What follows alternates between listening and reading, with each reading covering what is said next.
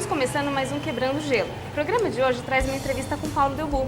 Ele é coordenador do curso de Marketing, Publicidade e Propaganda da Anhanguera de Santa Bárbara. Seja bem-vindo, Paulo. Obrigado, Vivian. Obrigado a você, internauta, que nos acompanha agora. Estamos aqui à disposição para conversar um pouquinho com vocês, principalmente sobre comunicação, que é a nossa área, né? O intuito desse programa é conhecer um pouquinho mais sobre você. Então, para começar, vamos falar um pouquinho da infância. Você era uma criança arteira, quietinha? Não, eu era uma criança normal, né?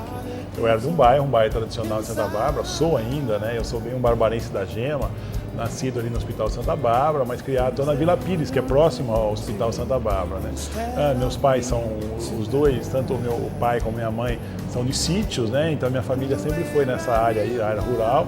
E nós temos uma infância assim, uma infância simples, mas com muita qualidade, muita diversão. Isso é legal. E alguma arte perigosa, engraçada, que você aprontou? Não, normal na época nossa de adolescência, né? Aquelas brincadeiras normais, salva-latim, esconde-esconde, bola.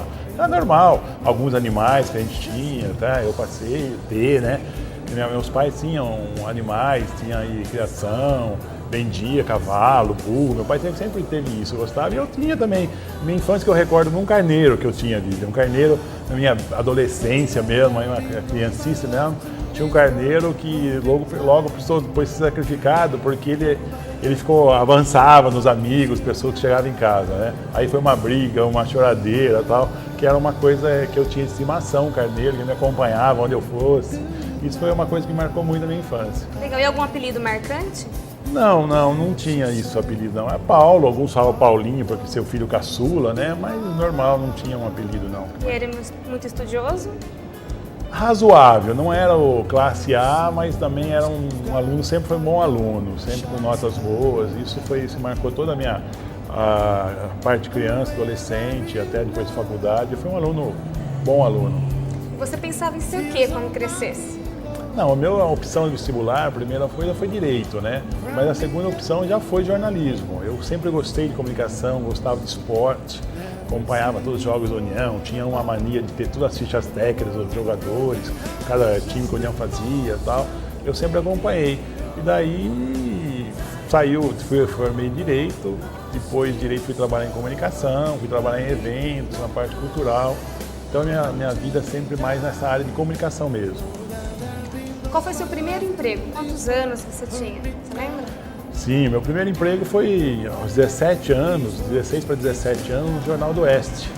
Eu fui repórter esportivo, entrei no lugar do Belani, que é um jornalista tradicional da cidade, que na época ele estava saindo da cidade, me convidou para assumir a editoria de esportes do Jornal do Oeste. Até então, hoje não existe mais esse jornal, era um jornal 3 vezes por semana, eu tinha uma página de esportes ali.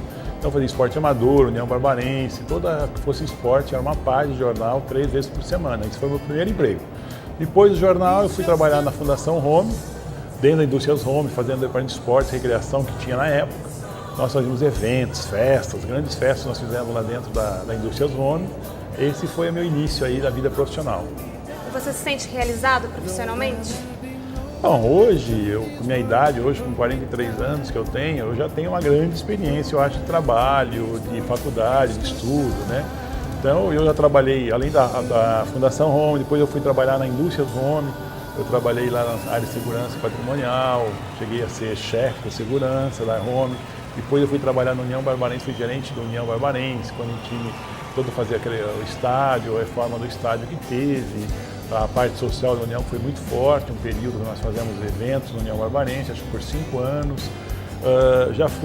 Hoje eu sou pela terceira oportunidade, secretário de Cultura de Santa Bárbara, entendeu? Então, quer dizer, eu tenho um currículo legal, mas se você falar que isso já é realizado, não, eu acho que a gente sempre quer um pouco mais, né? Mas eu não sou uma pessoa ambiciosa, nem um pouco, eu prefiro... como hoje eu sou secretário de Cultura, a minha realização é fazer eventos para a minha cidade, é contribuir um pouco socialmente para a minha cidade, contribuir um pouco para a cultura de Santa Bárbara, da nossa região. Isso é a minha prioridade, entendeu? Mas sem ambição, essa ambição financeira, que eu acho que não leva a nada, não. O importante na vida é que a amizade que você fica, ter o seu apoio familiar, que isso é fundamental para qualquer ser humano. Então essas são as minhas prioridades de vida. E o Paulo como professor, que tipo de aluno ele mais gosta, qual menos gosta? O Paulo como professor é um professor um pouco mais linha dura, meu estilo, né? Mas eu acho legal, eu não tive problema com aluno não. Hoje eu estou completando 10 anos de ensino superior, de docência superior. Meu primeiro emprego foi na Claretianas, em Rio Claro, onde eu continuo até hoje lá como professor. No começo, Vivian, eu sempre falo isso e os meus coordenadores trabalharam comigo. Eu era o professor que colocava a casa em ordem na classe, aquela classe problemática a gente colocava. Então no começo eu era odiado pelos alunos. Mas no final do curso, eu era reconhecido como muito bom professor pelos alunos mesmo, porque ele sabia que naquela disciplina ele teve conteúdo, ele aprendeu, agregou conhecimento durante o semestre. Isso é legal. Então são essas coisas, esse reconhecimento do aluno, que é muito superior ao pagamento financeiro que você recebe ali, entendeu? Que você contribuiu para a formação dele. É isso que eu sempre procurei fazer na docência aqui. Sempre contribuir, eu sempre falava isso. Estou aqui para valorizar o que está pagando, são faculdades particulares, tá? E para agregar coisas no seu conhecimento, na sua vida profissional. Então é isso que eu procuro fazer. Então eu gosto muito dessa área da docência. Legal. E por falar em aluno, tem um aluno, o Lucas Damasio, do 5º semestre, tem uma pergunta para você. Vamos ver? Paulo, você já passou por alguma saia justa? Conta pra gente. Olha, Lucas, saia justa que eu me lembro, assim, não sei se pelo tamanho, pelo jeito meio sério de ser, bravo, eu nunca tive esse problema de saia justa, não. O único problema que eu tive com um aluno foi em Rio Claro. Era um aluno que a mãe era professora, da faculdade inclusive, que ele quis aí, teve um comportamento da sala que eu reprovei assim duramente, né? Um aluno que, não sei qual brincadeira que teve na sala, ele subiu na sala e pulou, sabe? Aí eu fui no meu estilo duro de ser, tirei esse aluno para fora da sala e falei que ali tinha respeito, ali não era a casa dele, que ele fizesse na casa dele, mas na sala de aula, comigo na aula, não. Então isso é um fato só, entendeu?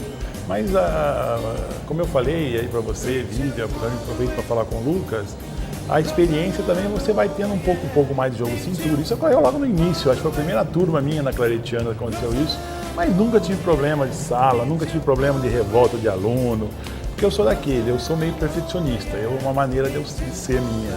E você, então, se eu for lá e não der uma aula legal, se a aula minha não for boa, eu não consigo dormir à noite de cobrança interna. Responsabilidade. A minha cobrança que existe, então, quer dizer, eu vou lá para dar aula mesmo, para valorizar a aula que o aluno está pagando. Então, eu tenho essa consciência que eu estou lá para contribuir com a formação dele. Então, eu acho que eu nunca tive esse problema, não tive mesmo, nunca tive um problema aí de saia justa não na faculdade. Pergunta respondida, Lucas. Para terminar, o que você espera do futuro? Eu espero do futuro uma sociedade um pouco mais justa, mais honesta, entendeu? Eu sempre bato em sala de aula aquele esquema meu de lei do Gerson, né? De você não levar vantagem nas coisas. Então eu sempre incentivo os alunos, aí você também internauta, a mudar alguma coisa, lutar por uma transformação. E eu sempre falo isso através da política, né? A política é essa lutar. Muitos alunos confundem a disciplina provando a política com politicagem. Nós temos que saber que a política é a arte e a ciência de você conquistar coisas, né? E a política é a arte de você transformar as coisas através da política, não existe outra maneira. Então eu sempre luto para essa transformação. Eu acredito no dia de amanhã, eu acredito na juventude. Então a juventude ela tem que ser um pouco mais participativa, mais fiscalizadora. É isso que eu espero. Eu espero um Brasil mais justo, um Brasil com menos desigualdade social, e um Brasil realmente que respeite aos idosos e que provavelmente valorize a juventude nossa. Paulo, queria te agradecer em nome da Agência Aberta a sua participação nessa entrevista e entregar a você uma lembrança feita pelo aluno Bruno Munhão.